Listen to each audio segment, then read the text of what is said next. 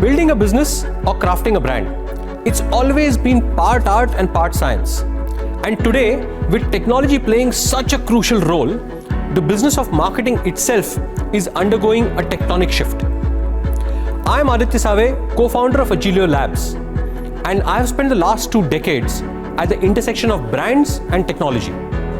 Together with Bloomberg Quint Brand Studios and ADOHM, in this season of Brandsmiths, I talk to some of the best marketing practitioners in the country, and I try and get their perspective on this era of technology dominated by artificial intelligence. Power your marketing campaigns with artificial intelligence and engage your consumers using predictive recommendations across all digital media. Build one-to-one customer journeys and map it across multiple touchpoints. Integrated CRM to increase your ROI and enhance your brand. A smart customer intelligence system which powers and personalizes your omni-channel marketing efforts. Welcome to another exciting episode of Brandsmiths. You know, a real estate purchase is often the costliest thing you'll ever buy. Well, at least for most of us anyway. And so, most consumers tend to change the way they buy something in the real world versus when they buy something in the online world. But as you realize, more and more things are being bought online and are being researched online as well. Our panel today is from the real estate industry, and we are going to try and understand if this habit of researching online and buying sometimes online or perhaps even offline is changing the way marketing happens in this industry. On my panel today, I have Viral Oza from Lodha, I have Anand Narayanan from Purvankara, and I have Kuldeep Chaudhary from ADOHM. What do you think are today's real challenges for real estate marketing? There's a whole regulatory environment that's changing, consumers are evolving, becoming more demanding, they are becoming more conscious about what brands stand for and should deliver. So I think it's in that context that brands need to raise the game. Okay, are there certain things that you need to do consistently well from a marketing point of view? One of our fundamental challenges in the real estate housing business is what the brand promises to the consumer in terms of the product and what the customer understands about that promise. You know, real estate is the only business consumer product where the customer buys the hole in the ground, right? You know, rest of the products are all you're picking up something off the shelf and it's done. You're seeing, you're touching, feeling the product before you buying it. But real estate is when you're digging the ground, and that's when the consumer buys, and what he perceives or what he imagines of the product and what eventually turns out there could be gaps, even though they are not intended to be the brand's message, but that causes confusion. That, if it can be minimized in some way, I think we'd go a long way. So that's interesting. You mentioned the fact that people almost buy a hole in the ground rather than the final product. And therefore product proposition, understanding from the marketeer's point of view and understanding from the consumer's point of view is a gap. Yes. Right? So what is it that you guys do in your businesses to be able to minimize something like this? Even if it's not intended, I think it's a couple of things. One is the good intentions, but probably the usual communication gaps that happen. Sure. The second is, I think, the genuine lack of 3D visuospatial sense that human beings have. So if I tell you the bedroom is a 10 by 12, yeah, what that means, I think it's a nice fair size room, but what it means to you is different because we can't see it.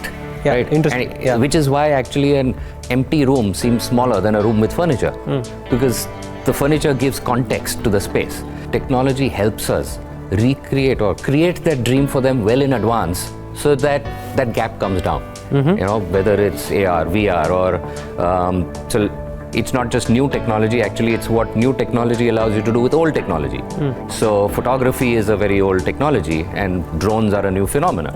So we just combine the two and take photographs at various levels, at various angles, basis design of the project, to allow people to see what the view will be from their house if they buy one on the 5th floor, the 15th floor, and so on and so forth. The marketing guy deploys more technology than the CTO perhaps, right? So what are your key challenges in tech deployment, Viral? I think the biggest one is the change in thinking, change in behavior amongst the teams, sales, marketing, and wherever the technology touches, so to speak, to actually let go of the traditional ways of thinking and working and adopt the technology for what potential it has. I think that's the biggest one. The second one is, balancing the trinity, if I might call it, of what's the stage of evolution for the business on the technology adoption, what's therefore the right technology for it, and managing the ROI on the investment you're making on it. Okay.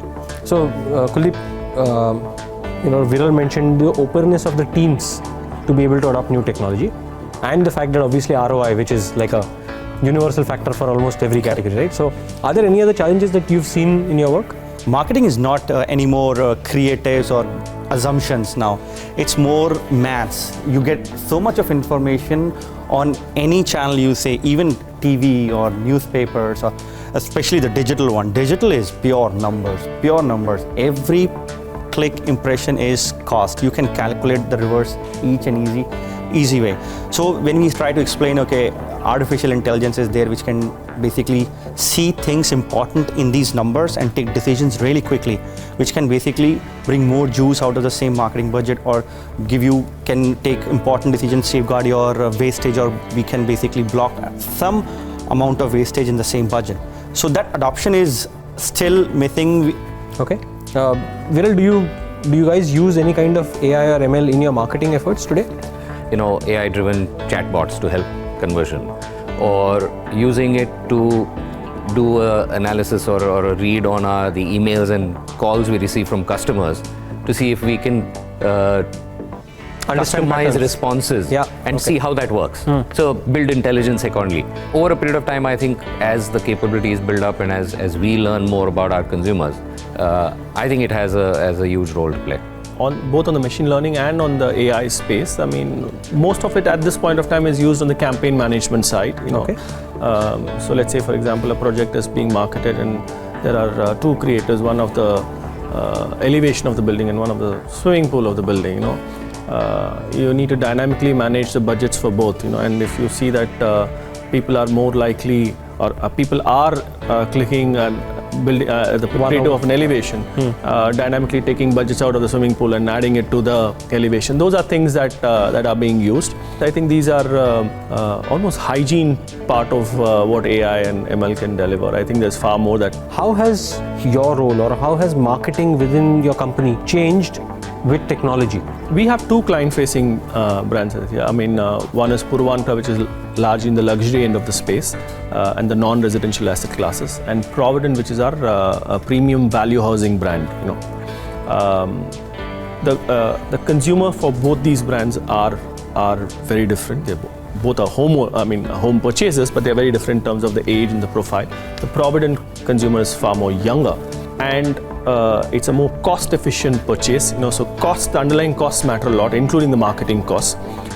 So one of the most ambitious projects that we're working on for Provident is to see how we can move the entire transaction online. The dreamy 3 years down the line is that a consumer walks into a sales office and he sees nobody there, and he self-helps himself or herself. The other piece that is seeing a lot of technology being used is the product itself. As we speak, we're probably the first firm in the country today who's partnering with Google Home in terms of bringing the next generation of home automation. Simple things. I mean, we all see this daily thing. I mean, in the morning you're on your way to work, and then your partner asks, "Hey, listen, did you switch off the geyser?" And you're like, "Oh God, did I or did I not?" And unfortunately, I was the one who came last from the bathroom. So. And you can take your mobile and switch it off. How do you use technology in that domain for existing customers? Simple basic technology, time lapse allows you to do more, right? They can actually see the progress that's happened over a period of time. There are, as development happens, they can also, like prospective customers, virtually look at what's happening on their development. I actually wanted to ask him about this, because are there any tech solutions that you guys have used? So we started, our journey with real estate in terms of implementing new technology solutions, especially in the marketing and advertising side. As you said, that you are using something new like Google Home. So we are developing on the same stage how you can use AI and ML, just talking to a system. Hey, can you start a campaign at this section, or just while talking? So you can basically do a lot of things in the future, like with the coming future in 2019 and 20 would be very crucial in terms of these developments. Like most of the real estate will use these technologies really commonly, that as you are saying that you can switch off, switch on, you're already using AI to a really good extent. And you'll be able to optimize performance campaigns better. That would be something like much more easier to do. It would be automatically taken care once you start going into this thing. So we just check the patterns, how even the users are coming on your website, so we are sending communications to that exact audience who are at the particular time about to buy or make a decision. Are they on a mobile phone or they are on some other channels, right? Which country they are in, what time you need to advertise and where. Are you burning money at particular channel? Should you stop it there? Maybe it's 2 a.m. in the night. So it can take that decision itself. So in terms of optimization, technology tends to do a lot, right? But even today, a lot of our marketing teams tend to have what we call a hands-on approach, where marketing campaigns are concerned, right? Especially even digital marketing is concerned. Do you guys see that as a problem, or do you guys see that as a positive for your teams right now? At least in our marketing side, the digital marketing is probably the forefront of technology. It's the guy who does print, who's still on an Excel sheet, So the digital guys are far more tech savvy in terms of the tools and the data tools that they use to keep track of campaigns, But still, let's say for example, I pick up the phone and speak to the head of marketing, saying, hey, listen, what's the cost of marketing for project A versus project B, and invariably the answer would be, okay, give me about 10 minutes and I'll get back to you, So the data is available, but it's not instantaneously available. Sure. It's not available to me, and why do I need to even make a call, So I think there are things that there are gaps that you can still fill up. So this data being at hand, I think is something that most of us have had at least for a couple of years now. But the use of, let's say, predictive modeling has been fairly shallow in a lot of industries, right? Taken on a new partnership with Adobe for their Experience Cloud solution. Okay. So that certainly helps in terms of managing the journey for customers and customizing basis their reactions, what they're seeing, where they're spending time, etc. Actually, what communication goes out to them, and optimizing that from a messaging point of view. As the base capability builds with the implementation of some of the things that we're doing, I think that will allow us to do it a lot more. Okay. 18 months down the line, would your jobs be pretty much what they are today? Or would you see a significant shift in at least some domain, some part of your job, because of technology intervention? It is going to be very different. Hopefully, it's going to be far more easier than what it is today. That's the hope. And I think the critical piece is your decision-making process, which today real estate is known for decision-making process based on gumption, right? Underlying gut. That's what founders are very known for when they buy land and things like that. Now, even the founders today are talking about, okay, what is the prevailing price, how much is the velocity, how much is the absorption, what is the inventory available, That's not what most founders were talking 7-10 years back.